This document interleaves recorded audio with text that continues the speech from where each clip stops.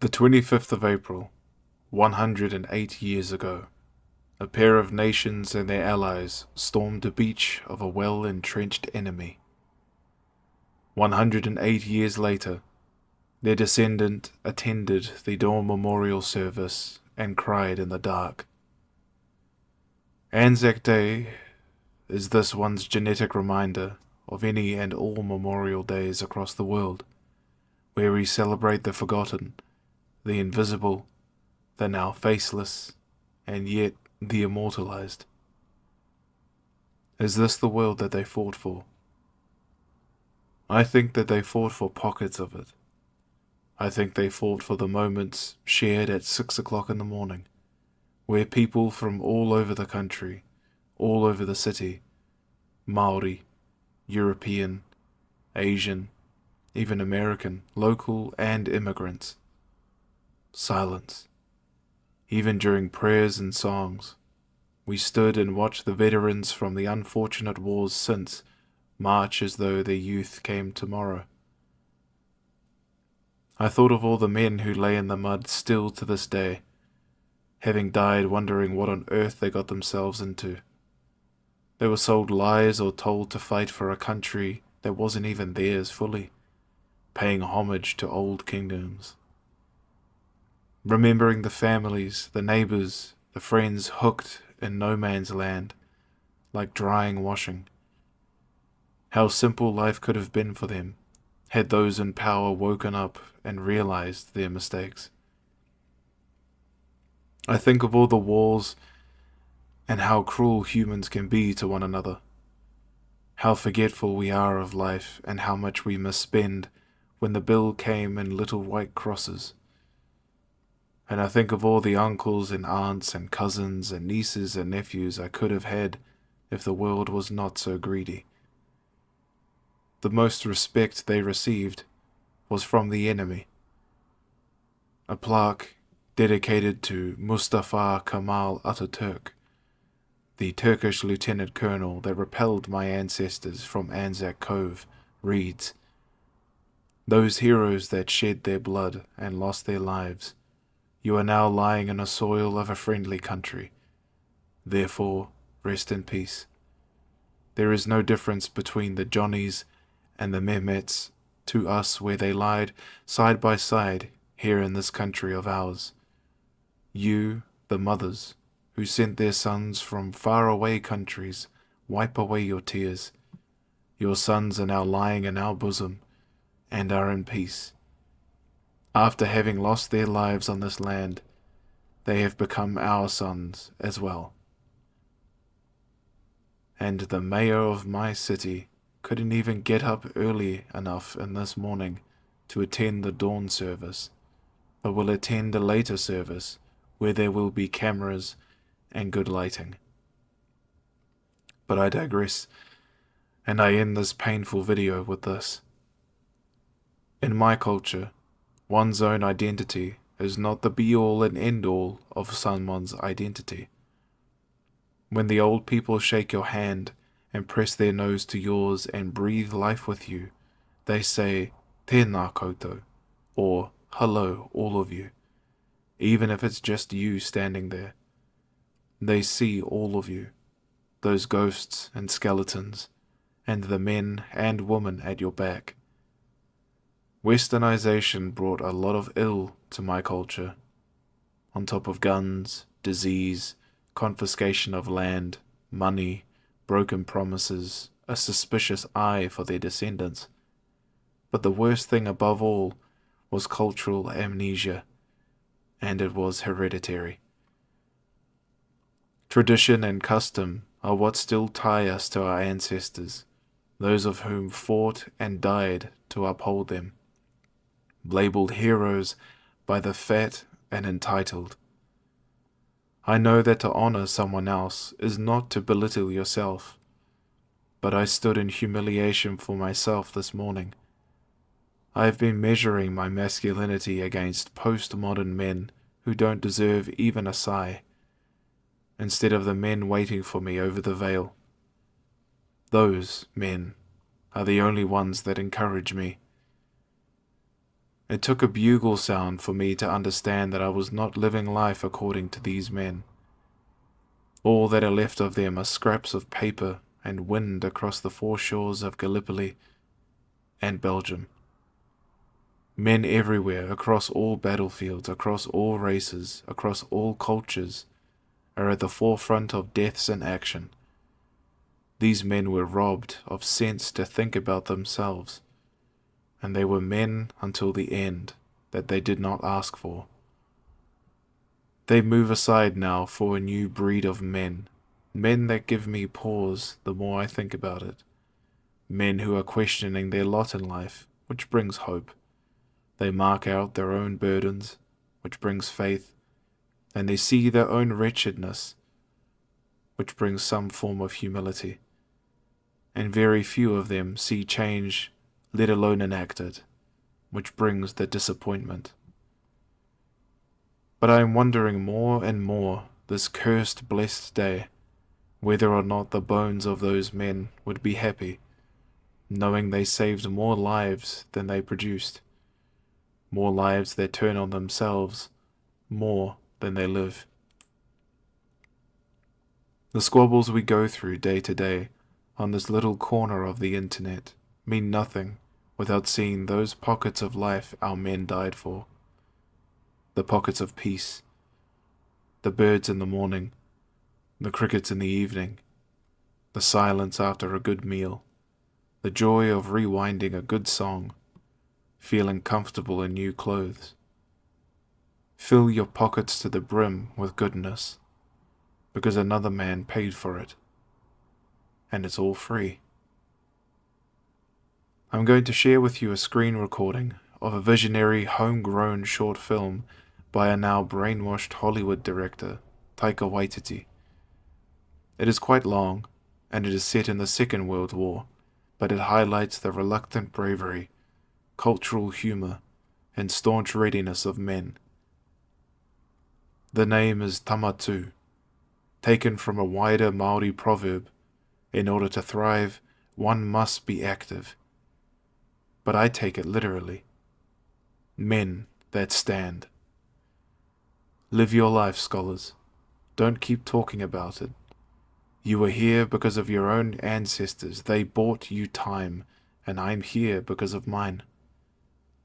Perhaps our ancestors were once enemies, but today or any Memorial Day, we remember that lives were not tragically lost. They were ripped out by ideas, patriotic thoughts, and honeyed words of others. Control yourselves before you are controlled. Believe not the snake, and take not the apple.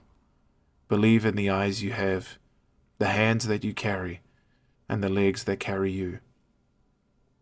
Just as they did for your father, and his father, and his father, and his.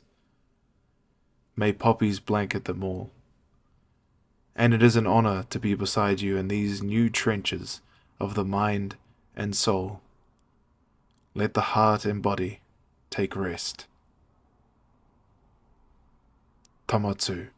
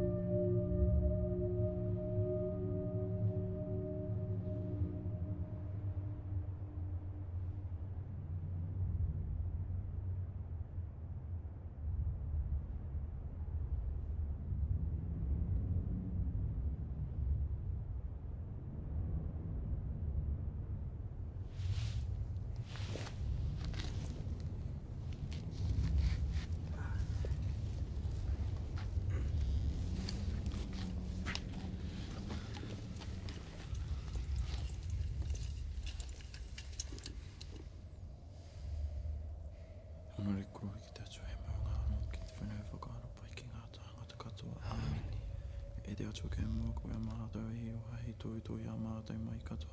E mea tīmata he mea mai, e mea mai whuturo te a koe kia whika mātou i toro tone e te mea atu whaituna i e koe. Koe i vrei tuku tu mātou ariki, āme. Whai te whai tāwhiti whakamoa, whakatataki a tīna. Tīna. Haumi, hui e, taiki e.